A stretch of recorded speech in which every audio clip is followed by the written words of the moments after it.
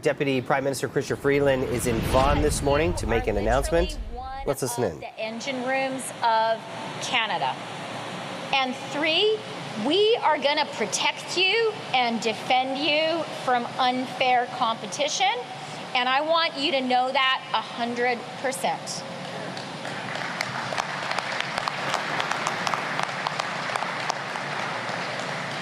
So it is so great to be here in Vaughan today.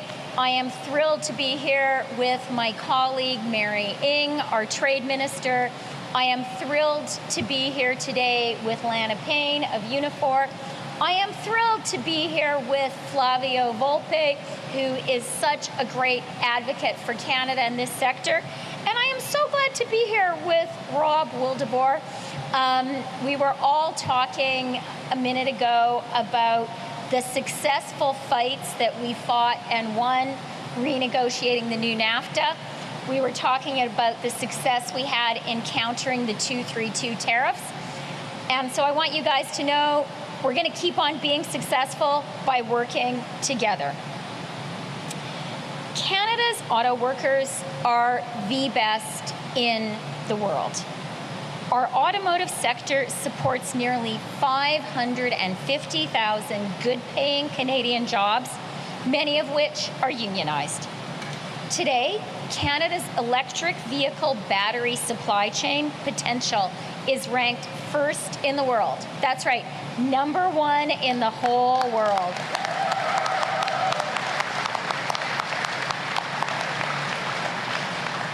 That's a really big deal, and it's happening because of you. Our government is absolutely seized of the opportunities of EVs, and we're going to ensure that Canada and Canadian workers can keep on succeeding and have great, good-paying jobs. Canadian auto workers and the auto sector, however, are facing unfair competition from China's intentional, state-directed policy of overcapacity that is undermining Canada's EV sector's ability to compete in domestic and global markets. Chinese producers are quite intentionally generating a global oversupply that undermines EV producers around the world, including here in Canada. That is why we are here today. Our government is taking clear, strong, decisive action to protect Canadian workers, to level the playing field, to prevent oversupply, and to prevent transshipment through Canada. On July 2nd, we will launch a 30-day consultation on potential policy responses to protect Canada's auto workers, our growing EV industry, and to prevent trade diversion. The potential policy actions we are consulting on include a surtax on imports of Chinese EVs under Section 53 of the Customs Tariff Act, changes to which cars are eligible for the existing federal incentives for zero emissions vehicle program, and potentially broader investment restrictions in Canada.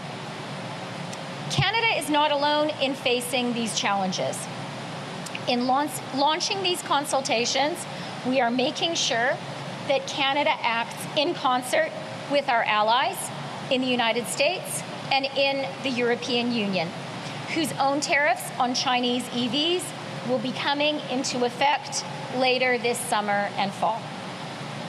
Launching these consultations will help us work collaboratively with unions, with industry, and with all levels of government to develop options to make sure that Canada does not become a dumping ground for Chinese oversupply.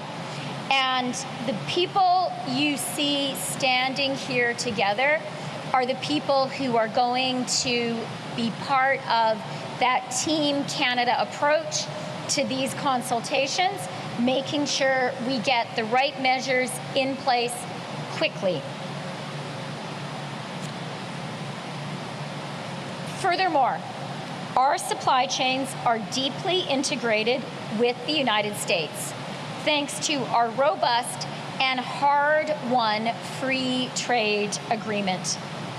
Acting in partnership to support the deeply integrated North American auto sector is essential, as is strong action to prevent transshipment.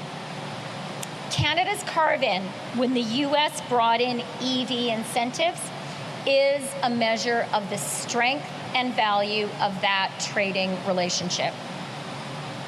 Les consultations solliciteront des commentaires sur la cybersécurité. We've been listening to Deputy Prime Minister Chrystia Freeland making an announcement in Vaughan, talking about electric vehicles. We'll talk a little bit more about that, what she had to say throughout the morning and afternoon.